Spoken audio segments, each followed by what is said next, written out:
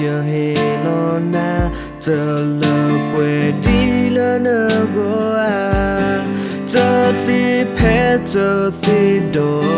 ta lỡ nơ lô ba giờ pa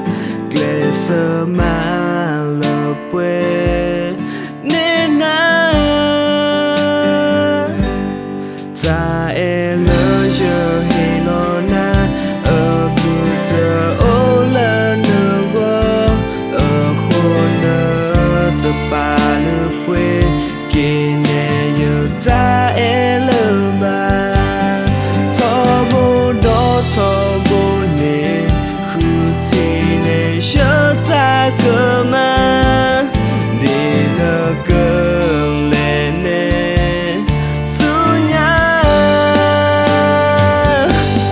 thuê thọ nơ khó nơ lên nè đã nơ giờ qua kia ta lỡ lo khi nơ giờ ta cơ nhỏ kia qua đi rồi cha đi nơ khu thân nè gle ở tô lệ ba nè đã xa khó mưa giờ đi nơ pháp mê ba phô khá giờ bà phi nô cha giờ ghê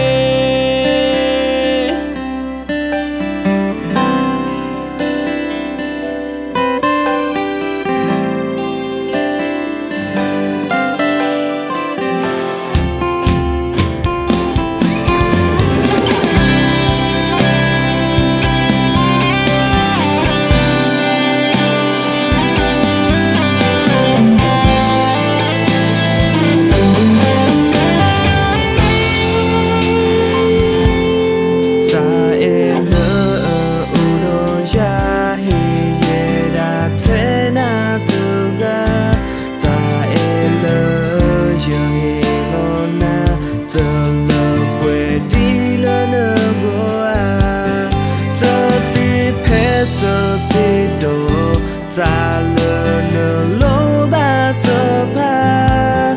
gle sơ ma lờ quê nên na